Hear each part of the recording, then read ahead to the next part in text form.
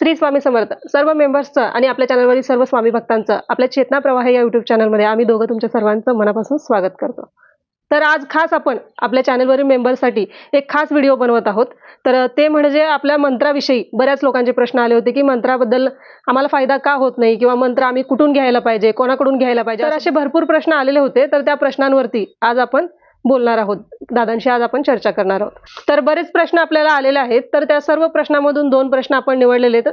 तर या 2 प्रश्नांवरती आज आपण चर्चा करूया. श्री स्वामी समर्थ. तर बऱ्याच ताईंनी आणि बऱ्याच दादांनी आपल्याला प्रश्न केलेला होता मंत्राविषयी आणि त्यांनी सांगितलं होतं की आम्हाला या प्रश्नाचं उत्तर पाहिजे वगैरे. पण या प्रश्नांचं उत्तर आपण जनरल मध्ये देऊ शकत नव्हतो आणि आपल्यालाही काही मर्यादा असल्यामुळे त्या सर्व गोष्टी आपण उघड सांगू शकत नव्हतो. म्हणून आपण एवढे दिवस हे प्रश्न असंच ठेवलेले होते. तर आता आपण या मेंबरशिप मधले जे लोक आहेत ज्यांना खरंच साधनेची गरज आहे त्यांच्यासाठी आपण आज हा व्हिडिओ बनवत आहोत. तर सर्वात पहिला प्रश्न आपल्याला असा आलेला आहे.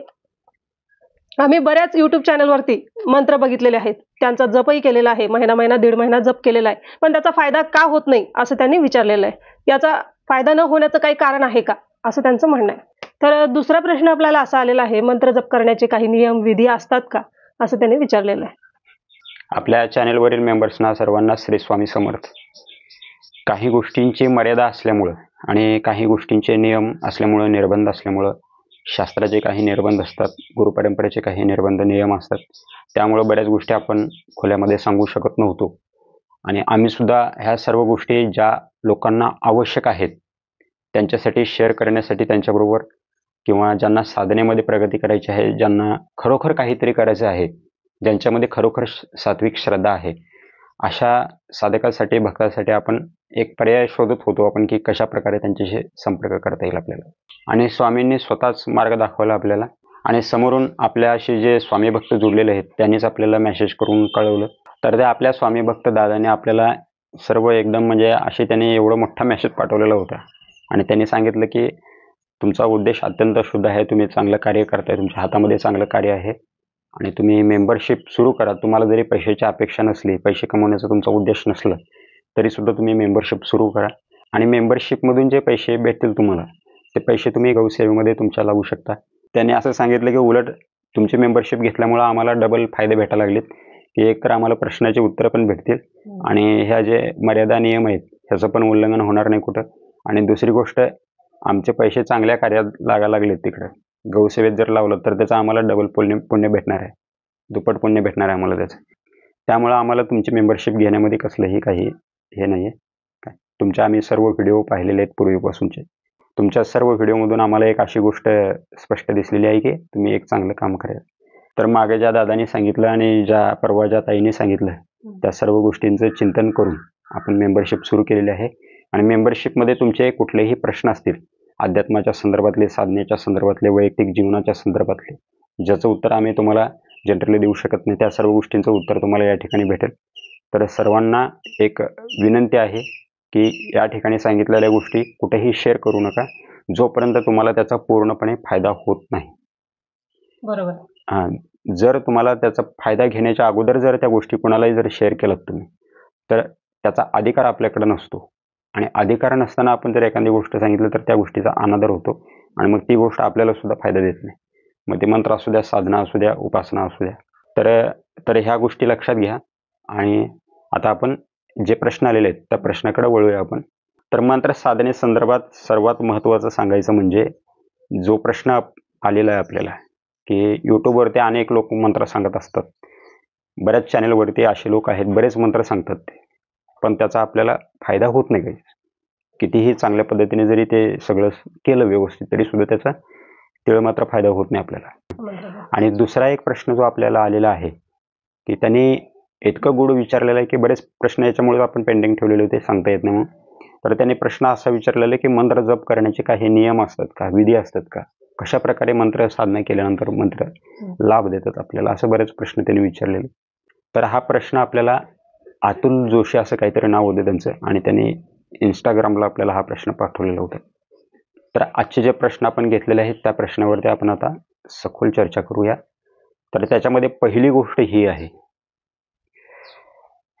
गुरु कुठलंही मंत्र साधना करत असताना आपल्याला गुरु असणं आवश्यक आहे. अगदी इथंपर्यंत की तुम्ही उपासना जरी करत असाल कुठल्याही देवतेची तरी सुद्धा तुम्हाला गुरूंची आवश्यकता आहे. गुरु जर नसतील तर आपली कुठलीही मंत्रसाधना सफल होत नाही किंवा कुठलीही उपासना सुद्धा फळाला जात नाही. तर त्यासाठी पहिल्यांदा साधनेच्या ह्याच्यामध्ये गुरूंचं असणं खूप महत्त्वाचं आहे. जर एखाद्याला गुरु नसेल तर त्यांनी ते कसं करायचं? हां, तर गुरु जर नसतील तर ते पण मी सांगणार आहे. तर त्याच्यामध्ये पहिली गोष्ट तर गुरु बनवताना खूप मोठं एकदम रिस्की काम असल्यासारखं आहे, की आता सध्याच्या वातावरणामध्ये तर गुरु कोणाला म्हणायचं हेच कळत नाही. प्रत्येकजण गुरु होऊन बसायला तयार आहेत. थोडंसं काहीतरी ज्ञान प्राप्त झालं की ते गुरु गळ्यात माळा घालून तयारच आहेत. शिष्यवर्ग बनवायला तयार आहेत. तर अशा लोकांपासून खूप सावध असणं गरजेचं आहे. आणि दुसरी गोष्ट, पाखंड खूप शिगेला पोहोचलेला आहे प्रत्येक गोष्टीमध्येच. त्याची मर्यादाच राहिली नाही सध्या. राहिली नाही. आणि ह्या परिस्थितीमध्ये अस्सल गुरु शोधून काढणं, खरा गुरु म्हणजे सद्गुरू शोधून काढणं खूप कठीण काम आहे. तर त्याच्यामध्ये पहिली गोष्ट तर ही आहे की गुरूंची लक्षणं काय असतात, खऱ्या गुरुची लक्षणं. गुरूंना कसं ओळखावं, कोणाला गुरु बनवावं आपण, हे बरेच गोष्टी आहेत त्याच्यामध्ये येतात. त्याच्यावरती आपण एक मेंबरशिपमध्ये एक व्हिडिओ घेऊन येणार आहोत आपण. पण तुर्तास मी तुम्हाला सांगतो की गुरु जर बनवलेला असेल तुम्ही आणि तुम्हाला जर त्यांच्यामध्ये काही आध्यात्मिक लक्षणं जर जाणवत नसतील, त्या व्हिडिओमध्ये आपण सर्व सांगणार आहोत. आणि ती लक्षणं जर त्यांच्यामध्ये जाणवत नसतील आणि ते सद्गुरू, ते गुरु तुम्ही ज्यांना गुरु बनवलेला आहे ते जर तुम्हाला संकटामध्ये तुम्हाला साथ देऊ शकत नसतील, तुमच्या जीवनात काय घटना घडतायत त्यांना जर समजत नसेल, किंवा तुम्ही कुठला आध्यात्मिक प्रवास सुरू केला तर त्यामध्ये जर ते सहाय्यक होऊ शकत नसतील, तुमचं संरक्षण करू शकत नसतील, तुमच्या साधनेचं संरक्षण करू शकत नसतील, तर ते नाममात्र गुरु असतात. तर चुकून जर अशा गुरूंना आपण जर हे केलेलं असेल तर आपण भगवंताला ईश्वराला प्रार्थना करून आपण आपला मार्ग सुरक्षित करू शकतो. आणि ज्यांना खरोखर चांगले गुरु भेटलेले आहेत त्यांचं तर भाग्यच आहे. आणि ज्यांनी अजून गुरु करून घेतलेलं नाही आहे ते तर अतिशय भाग्यवान आहेत. त्यांना माझं एक स्पष्ट सांगणं आहे, आपण प्रत्येक व्हिडिओमध्ये सांगतो, प्रत्येक उपायाला सांगतो की आपण स्वामींना संकल्प करा. तर एक संत म्हणून, एक गुरु म्हणून, एक भगवंत म्हणून आणि एक पूर्ण अवतारी सत्पुरुष म्हणून आपण ह्या परिस्थितीमध्ये, ह्या वातावरणामध्ये चालू घडीला फक्त एकाच ठिकाणी पाहू शकतो, ते म्हणजे स्वामीकडे.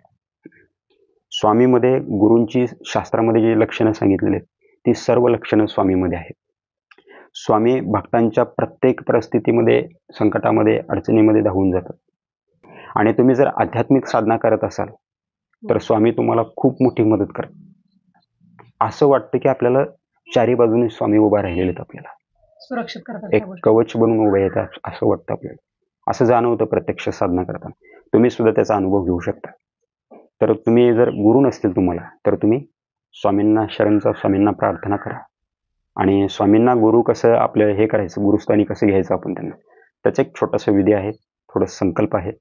आणि एका मंत्राचा तुम्हाला जप करून हा सगळा विधी पूर्ण करून तुम्ही स्वामींना गुरु बनवू शकता. आणि नंतर मग स्वामीकडून तुम्हाला गुरुकृपा काय असते, गुरुकृपा कशा प्रकारे होते, गुरु कसे सहाय्य करतात, गुरूंचं शिष्यांचं काय संबंध असतं, ह्या सर्व गोष्टींचा अनुभव तुम्हाला यायला सुरुवात होईल. तर पहिल्यांदा ह्या गोष्टी लक्षात घ्या, गुरु असणं आवश्यक आहे. कुठलीही आध्यात्मिक साधना करताना, मंत्र साधना करत असताना किंवा कुठलाही योग साधना सुद्धा करत असताना गुरु असणं आवश्यक आहे. आणि सर्वात महत्त्वाची गोष्ट सांगायची म्हणजे ज्यांना गुरु नाहीत आणि जे गुरुशिवाय सर्व गोष्टी करण्याची इच्छा बाळगत आहेत त्यांची कुठलीही साधना सफल होत नाही. एका मोठ्या संतांनी स्पष्ट सांगून ठेवलेलं आहे त्यांच्या दोहावलीमध्ये, निगुरे का नहीं कही ठिकाणा, 84 में आना जाना, जम का बने मेहमान, निगुरे नाही रहना. निगुरे म्हणजे निगुरे त्याला म्हटलेलं आहे की ज्यांनी गुरु करून घेतलेलं नाही किंवा ज्याला गुरु नाही असं. तर ह्या सर्व गोष्टी आहेत, ह्या सर्व गोष्टी लक्षात घ्या. आणि आपल्या जीवनामध्ये गुरु असणं आवश्यक आहे. गुरु म्हणजे गाडीचं स्टेअरिंग असल्यासारखं आहे. ज्या गाडीला स्टेअरिंग नाही आहे त्या गाडीचं काहीही भविष्य नाही. गुरु म्हणजे आपला आत्मा आहे. गुरुर ब्रह्मा गुरुर विष्णू गुरुर देवो महेश्वरा असं म्हटलेलं आहे. गुरुचं स्थान ब्रह्मा विष्णू महेश यांच्यापेक्षाही मोठं आहे. ज्यावेळेस साक्षात भगवान श्रीकृष्ण पृथ्वीवरती अवतरित होऊन आले गुरुंना शरण गेले ते. रामाचा अवतार घेऊन आले, गुरुंना शरण गेले, वशिष्ठांना शरण गेले ते. तर साक्षात भगवंताला सुद्धा गुरुची आवश्यकता आहे. मग तिथं मनुष्याचं काय? सामान्य माणसाला तर गुरु असणं आवश्यकच आहे. आणि एखादा जर म्हणत असेल मी गुरुशिवाय करेन, तर कदापि शक्य नाही. फक्त तो भरकटत राहील, आयुष्यभर भरकटत राहील. वाचाळ बनेल तो, पोपटपंची करायला शिकेल तो तर्कवादी बनेल आणि अशा अनेक गोष्टी करत तो भरकटत राहील. फक्त कितीही गोष्टी मिळवल्या, कितीही मोठा पंडित असला, काशीचा विद्वान जरी असला तरी तो कबीरांना शरण असतो. काशीचा मोठा विद्वान ते सुद्धा समर्थ रामदासांना शरण आले होते. तर संतापुढं हे कुठले मोठे पंडित नव्हते, पण यांनी जे प्राप्त केलं होतं ते पंडितापेक्षाही पुढच्या गोष्टी होत्या. म्हणजे सगळ्या गोष्टीचं शास्त्राचं ज्ञान मिळवलं तुम्ही, अमुक सगळ्या गोष्टी केल्या, कितीही ज्ञानी विद्वान बनलात, कितीही वाचाळ झालात, कोणाला तुम्ही बोलायला ऐकत नाही काय, म्हणजे एकदम. आणि तुमचे तर्क सुद्धा असे आहेत की तुमच्या तर्कापुढे कोण टिकू शकत नाही. इतकं जरी तुम्ही सगळं प्राप्त केलं तरी शेवटी जोपर्यंत मुक्ती, मोक्ष, आत्मलाभ, आत्मशांती ह्या ज्या गोष्टी आहेत, ह्या गोष्टी फक्त गुरूंना शरण गेल्यानंतरच भेटतात. तर एकंदरीत सांगायचं म्हणजे काय की गुरूंचं स्थान मनुष्य जन्मामध्ये तर खूप मोठं आहे. ज्याने मनुष्य जन्म घेतलेला आहे त्याने गुरु करून घेणं अतिशय आवश्यक आहे. छोट्या छोट्या गोष्टी शिकण्यासाठी आपण गुरु करून घेतो. मग अध्यात्माची एवढी मोठी गोष्ट प्राप्त करायची, आपल्याला भगवंताची कृपा प्राप्त करायची, मग आपल्याला गुरु नको. आणि दुसरीकडं स्वामी आपल्याला गुरु म्हणून भेटलेले आहेत, स्वामी आपल्याला आई म्हणून भेटलेले आहेत, स्वामी आपल्याला परब्रह्म स्वरूप परमात्मा म्हणून भेटलेले आहेत. तुम्ही स्वामींनाच गुरु बनवू शकता, स्वामींनाच आई बनवू शकता. तर सर्व या ठिकाणी तुम्हाला भेटणार आहे. स्वामींची शरण घेतली की सर्व गोष्टी आल्या त्या ठिकाणी. तर पहिली गोष्ट आहे गुरु असणं आवश्यक आहे. आणि सगळ्यात महत्त्वाची दुसरी गोष्ट म्हणजे इष्टदेव. तुमचे एक इष्टदेव असणं गरजेचं आहे. मग त्या इष्टदेवामध्ये तुम्ही भगवान विष्णूला इष्टदेव बनवू शकता, भगवान शंकराला इष्टदेव बनवू शकता, आदिमाता जगदंबेला तुम्ही इष्टदेव बनवू शकता, भगवान दत्तात्रेयांना तुम्ही इष्टदेव बनवू शकता, आणि भगवान गणपतीला तुम्ही इष्टदेव बनवू शकता. हे 5 देवता आहेत. ह्या 5 देवतापैकी तुम्ही कुणालाही इष्टदेव बनवू शकता तुमचं. तर तुम्ही जर इष्टदेव बनवून घेतलेलं नसेल तर पहिल्यांदा इष्टदेव बनवून घेणं अतिशय महत्त्वाचं आहे. तर एखाद्या देवतेला इष्ट बनवून घ्या तुम्ही. तर आता आपण व्हिडिओचा जो मुख्य विषय आहे मंत्रलाभ, मंत्राचा जो विषय आहे त्या मंत्रावरती आपण थोडंसं चर्चा करूया. तर त्याच्यामधली पहिली गोष्ट ही आहे, मंत्र 2 प्रकारचे असतात. एक असतो वैदिक मंत्र, जो शुद्ध सात्विक एनर्जीने भरलेला असतो, आणि दुसरे असतात तंत्र प्रयोगासाठी वापरले जाणारे मंत्र. मग त्याच्यामध्ये मैली विद्या किंवा आघोरी विद्या किंवा वाईट शक्ती, थोडक्यात करणी वगैरे असे जे प्रकार असे जे प्रकार सांगितले जातात, तर त्या प्रकारात मोडणारे मंत्र असतात, ज्याला मैली विद्या असं सुद्धा म्हणतात. आणि दुसरे असतात सात्विक मंत्र, जे वैदिक याच्यामध्ये असतो. तर हे 2 प्रकार मंत्राचे असतात. तुम्ही कुठल्याही मंत्राचं उपासना करत असताना जर त्या मंत्राच्या समोर एक छोटीशी गोष्ट मी टिप देतो तुम्हाला, मंत्र कसे ओळखायचे. तर ज्या मंत्राच्या समोर ओम असतो, ओम हे बीज मंत्र आहे, ओम हे सृष्टीचं सार सांगितलेलं आहे. तर हे ओमकार जे बीज मंत्र आहे, ह्या ओमकार मंत्राला प्रत्येक मंत्राच्या सुरुवातीला वापरलं जातं. जसं थोडक्यात एक उदाहरण सांगतो मी तुम्हाला. हे गणपतीचा मंत्र आहे, ओम गणेशाय नमः, गणपती. पण तांत्रिक जे मंत्र असतात, मैली विद्येतले जे मंत्र असतात किंवा अघोरी विद्येतले जे मंत्र असतात, त्या मंत्रामध्ये ओम नसतो. हे साधं सिंपल गोष्ट आहे.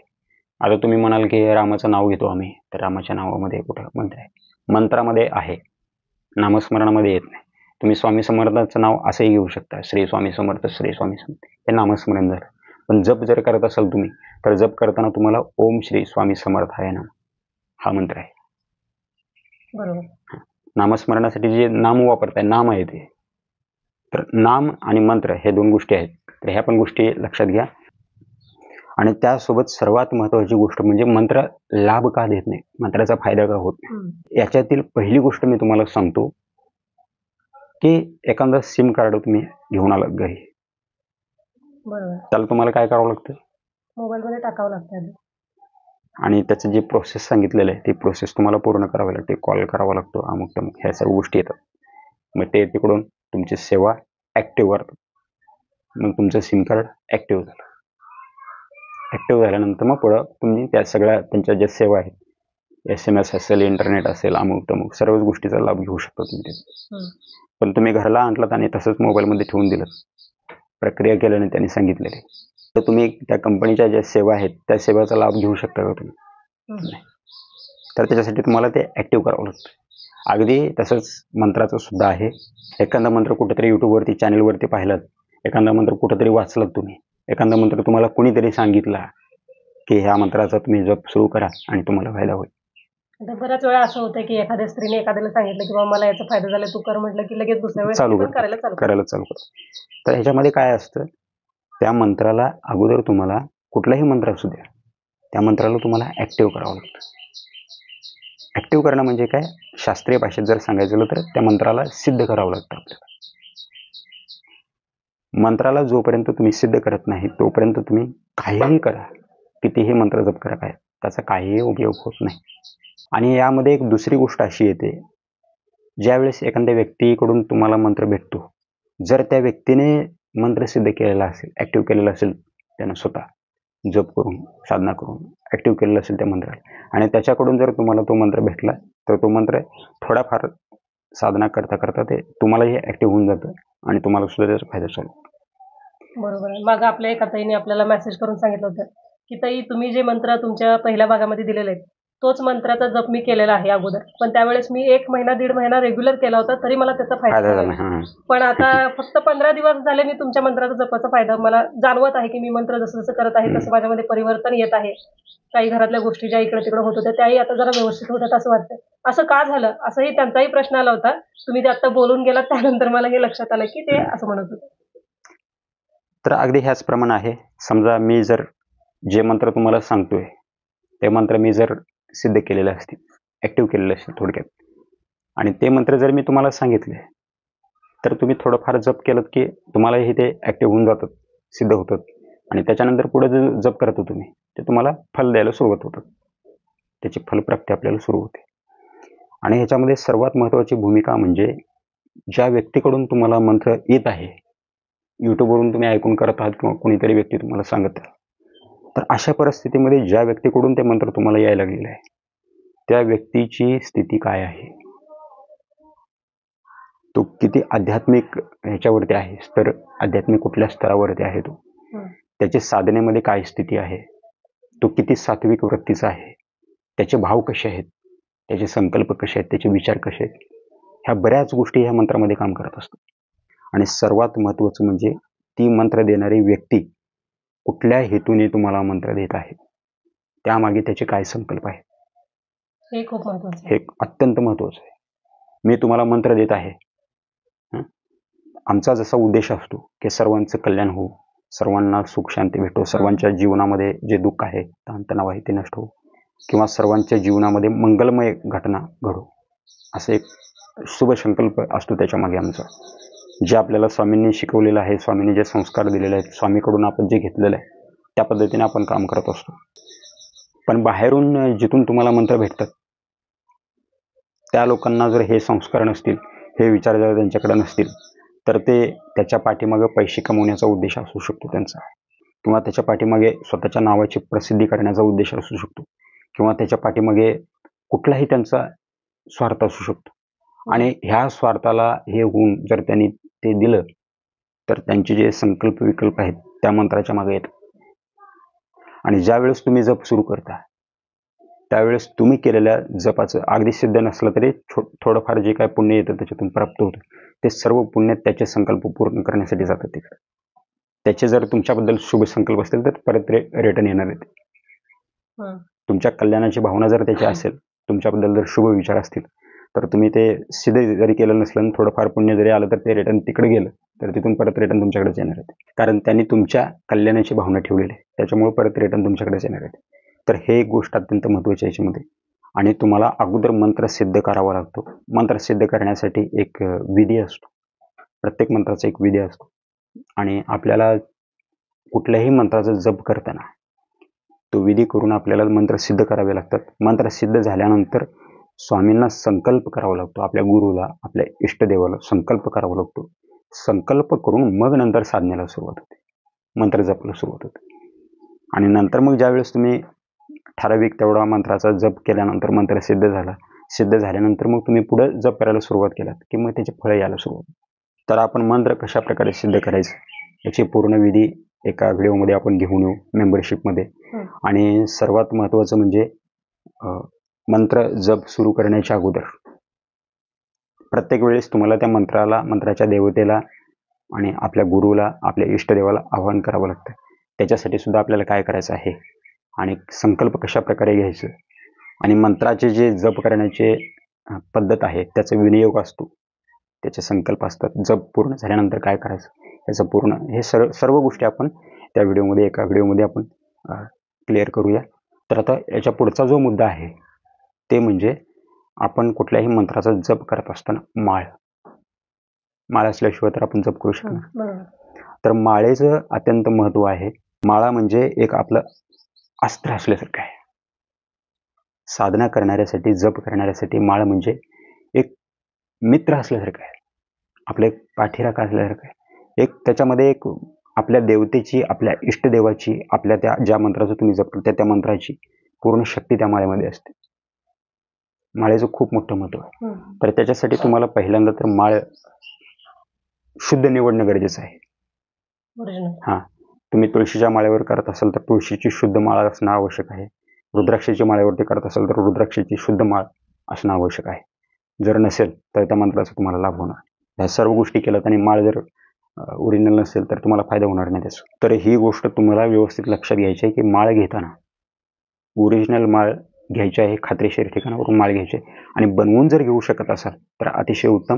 आणि रुद्राक्षाच्या माळासुद्धा ओरिजिनल ज्या ठिकाणी भेटतात त्या ठिकाणातून माळ आणण्याचा प्रयत्न करा आणि शुद्ध माळ साधनेसाठी वापरा. म्हणजे ओरिजिनल माळ जी आहे, तुम्ही म्हणता की ओरिजिनल माळ घ्यायची, म्हणजे ओरिजिनल माळ ओळखायची कशी? हां, तर त्याचा एक शॉर्ट व्हिडिओ बनवून टाकू आपण आपल्या मेंबरशिपमध्ये की माळ कशा प्रकारे ओळखायची. आणि सर्वात महत्त्वाचं म्हणजे माळ ज्यावेळेस तुम्ही घरी घेऊन येता त्यावेळेस माळेची शुद्धी करावी लागते आणि माळेची प्राणप्रतिष्ठा करावी लागते आणि माळेला सिद्ध करावं लागतं तुम्हाला. आणि ह्या 3 गोष्टी जर नाही केल्यात तुम्ही आणि कितीही जप करत राहिलात, मंत्र कितीही पॉवरफुल असेल तर त्याचा लाभ तुम्हाला होणार नाही. त्यासाठी तुम्हाला माळेला आणल्यानंतर शुद्ध करावं लागतं, प्राणप्रतिष्ठा करावी लागते आणि माळेला सिद्ध करावं लागतं. तर माळेला कशा प्रकारे शुद्ध करायचं, माळेला प्राणप्रतिष्ठा कशी करायची माळेची, माळेला कशा प्रकारे सिद्ध करायचं, त्याचे काय विधी आहेत, संकल्प आहेत, मंत्र आहेत, ह्या सर्व गोष्टी आम्ही तुमच्याशी एक व्हिडिओ बनवूया आपण त्याच्यावरती खास आणि आपल्या मेंबरशिपमध्ये अपलोड करूया आपण. त्यामधून तुम्ही त्या सर्व गोष्टी जाणून घेऊ शकता आणि तुम्हाला सर्व गोष्टी एकदम स्पष्टपणे सांगितल्या जातील. तर याच्या पुढची जी गोष्ट आहे आणि सर्वात महत्त्वाची आणि 5वी गोष्ट, अत्यंत महत्त्वाची सर्वात गोष्ट म्हणजे तुम्ही ज्या कुठल्या मंत्राचा जप करत आहात त्या मंत्राचा पूर्ण लाभ घेण्यासाठी तुम्हाला एक वेळ निश्चित ठरवावी लागते, एक स्थान निश्चित असावं लागतं. ह्या 2 गोष्टी तुम्हाला सांभाळाव्या लागतात. तुम्ही आज या ठिकाणी बसलात तर दररोज त्याच वेळेला त्याच ठिकाणी तुम्हाला बसायचं आहे, त्याच वेळेला बसायचं आहे. आज मी 9 वाजता या ठिकाणी येऊन बसलो आणि 9 वाजता येऊन या ठिकाणी बसून मी साधना केली. दुसऱ्या दिवशी 10 वाजता येऊन मी इथं बसलो, तिसऱ्या दिवशी 11ला, चौथ्या दिवशी असंच नाही. 5 मिनिटात इथंपर्यंत सांगितलेलं शास्त्रामध्ये की 5 मिनिट 5 सेकंदाचा सुद्धा फरक पडू देऊ नका. जी वेळ ठरलेली आहे ना त्या वेळेमध्ये 5 सेकंदाने सुद्धा पुढे जाऊ नका. एवढी ॲक्युरेट वेळ आपल्याला पाळावी लागते आणि मग त्या साधनेचा इतकं जबरदस्त रिझल्ट आपल्याला भेटतो. सरळच म्हणतो ना आपण, कुछ पाने के लिए कुछ खोना पडता है, कुछ करना पडता है. अगदी त्याच पद्धतीनं हाच रूल आहे प्रकृतीचा. जेवढं तुम्ही काहीतरी द्यायला तयार होता, त्याग करायला तयार होता, तेवढंच प्रकृती तुम्हाला 10 पटीनं देते परत रिटर्न. तर तुम्हाला वेळेचं बंधन पाळायचं आहे. ठराविक वेळेला तुम्ही ज्या वेळेला करू शकता त्या वेळेला त्या ठिकाणी हजर राहायचं आपल्याला आणि अशीच वेळ ठरवायची ज्या वेळेला आपण फ्री असतो पूर्णपणे. मग त्यातल्या त्यात जर 3 संध्या ज्या आहेत आपल्या, त्या 3 संध्यापैकी जर एखादी संध्या जर तुम्हाला त्या वेळेत जर भेटत असेल तर त्यावेळेस जर तुम्ही वेळ ठरवलं तर अतिशय उत्तम. संध्येच्या वेळेला केलेला जप, 1 माळ केल्यानंतर जेवढं पुण्य तुम्हाला प्राप्त होतं, संध्येच्या वेळेला केलं तर एका माळेचं पुण्य तुम्हाला डबल होऊन भेटतं. तर तुमच्या त्या साधनेच्या कालावधीमध्ये जर संध्या येते का, तुम्हाला जी वेळ भेटत आहे त्या वेळेमध्ये संध्या येते का हे पाहायचं आहे तुम्हाला. संध्येचा कालावधी कुठला असतो? सकाळी सूर्योदयाच्या अगोदरचा अर्धा तास आणि सूर्योदयाच्या नंतरचा अर्धा तास. आणि दुपारचा कालावधी असतो दुपारी मध्यान्ह जे होतं आपलं, तर 11:30 ते 12:30 1 तासाचा कालावधी असतो. आणि संध्याकाळी सूर्यास्त ज्यावेळेस होतं त्यावेळेस सूर्यास्ताच्या अगोदर अर्धा तास आणि नंतर अर्धा तास. ह्या तिन्ही वेळेपैकी कुठलाही वेळ हे करू शकता तुम्ही. आणि चौथी जी संध्या आहे त्यावेळेला आपण जेवण वगैरे करून अशुद्ध अवस्थेत असतो. जर तुम्ही करू शकत असाल तर अत्यंत चांगली गोष्ट आहे. तर रात्री तुम्हाला 12च्या अर्धा तास अगोदर म्हणजे 11:30 ते 12:30 या वेळेमध्ये तुम्हाला संध्या करून घ्यायची. तर तुम्हाला साधना करत असताना स्थान आणि वेळ ह्या 2 गोष्टी एकदम ॲक्युरेट सांभाळायच्या आहेत. 1 इंचभर सुद्धा आपल्याला इकडे इकडे सरकून बसायचं नाही आणि 2-4 सेकंद सुद्धा आपल्याला पुढे जायचं नाही. आपण स्वतः कटाक्ष राहायचं या बाबतीत. तुम्ही स्थान आणि वेळेबद्दल एवढं सांगताय, तर स्थान आणि वेळेचं काय महत्व आहे नेमकं? हां, तर याच्यामध्ये काय आहे की तुम्ही जे स्थान ठरवताय साधनेसाठी ते पृथ्वीवरचं एक पॉईंट तयार व्हायला लागले त्या ठिकाणी तुमच्या साधनेचं. आणि जे देवता लोक आहेत त्या मंत्राशी जुळलेले आणि त्या मंत्राच्या सेवेमध्ये जे यक्ष किन्नर गंधर्व जे काही असतात, तर त्या मंत्राच्या सेवेमध्ये येणाऱ्या जेवढ्या काही शक्ती आहेत ह्या सगळ्या आणि मुख्य देवता जी आहे त्या मंत्राची देवता आणि त्या मंत्राच्या सर्व शक्ती त्यांना एक संकेत भेटतो की पृथ्वीवरती या ठिकाणी मला आव्हान केलं जायला लागले. एकंदरीत ते आपण मंत्र जप करत असताना आपल्याकडे आकर्षित होतात. तर थोडक्यात एक व्यावहारिक उदाहरण जर द्यायचं म्हटलं, तुम्ही एखादं ऑफिस टाकलं आणि सर्वांना सांगितलं की तुम्ही 12 वाजता मी या ऑफिसला असतो, 2 वाजता मी त्या ऑफिसला असतो. तुमच्या ऑफिसची जागा फिक्स ठरलेली आहे आणि तुमची येण्याची वेळ फिक्स ठरलेली आहे. त्यावेळेला सर्व लोक त्या ठिकाणी हजर होतात. अगदी त्याच पद्धतीने एका विशिष्ट ठिकाणी बसून एका विशिष्ट वेळी, ठराविक वेळी तुम्ही एखादी उपासना जर सुरू करायला लागला, 2 दिवस जर तुम्ही उपासना केली तर त्यांना संकेत जातात की पृथ्वीवरती या ठिकाणावरून जे अक्षांश रेखांश सांगितलं जातं ना, ह्या सर्व गोष्टी आपल्याला माहिती नाहीत पण प्रकृतीला ह्या सर्व गोष्टी माहिती आहेत. आपण कुठं बसलोय, पृथ्वीची कुठल्या ठिकाणी आपण ह्या पॉईंटला आपण आहे ह्याचा संकेत पृथ्वी त्यांच्याकडे पाठवते, निसर्ग त्यांच्याकडे पाठवतो, प्रकृती त्यांच्याकडे पाठवते आणि ते देवता, त्या शक्ती, त्या सर्व गोष्टी या ठिकाणी यायला सुरू होतात. या पॉईंटवरती तुम्ही ज्या ठिकाणी बसले. तर वेळेचं जे विचारलेलं आहे त्याच्यामध्ये ही गोष्ट आहे की एखादी ठराविक वेळ ठरवून तुम्ही 9 ते 10 ह्या वेळेत जर करा तर एका ठराविक वेळी वेळेचं सुद्धा प्रत्येक सेकंदाला मुहूर्त बदलत जायला लागले, प्रत्येक सेकंदाला घडी बदलत जायला लागली. तर याच्यामध्ये अनेक अशा गोष्टी आहेत ज्या आपल्याला माहिती नाहीत. तर त्या वेळेवरती, ठराविक वेळेवरती तुम्ही त्या ठिकाणी बसून जर जप करत असाल तर त्याच ठराविक वेळेवरती त्या सर्व शक्ती त्या ठिकाणी येतात.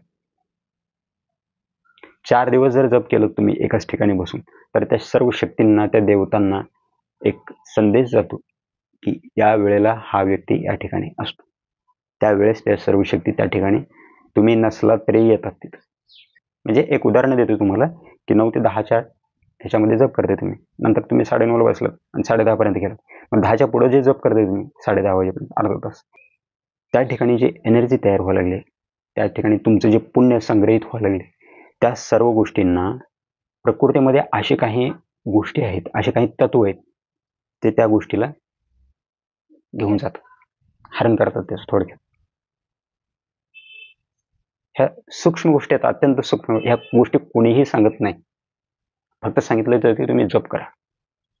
पण त्याच्यामागे अशा असंख्य गोष्टी आहेत ज्या आपल्याला माहिती नसल्यामुळं आपण साधना तर करत राहतो पण त्याचा फायदाच आपल्याला कधी होत नाही. त्याच्यामागे हे मुख्य कारण आहे. 9 ते 10 तुम्ही बसताय, 9 ते 10च्या वेळेला ते सुद्धा हजर आहेत त्या ठिकाणी. आणि 9 ते 10 पर्यंत जी साधना तुम्ही करताय, जप तुम्ही करताय, त्या साधनेचं कणभरही पुण्य, तिळभरही पुण्य ते इकडं तिकडं होऊ देत नाही.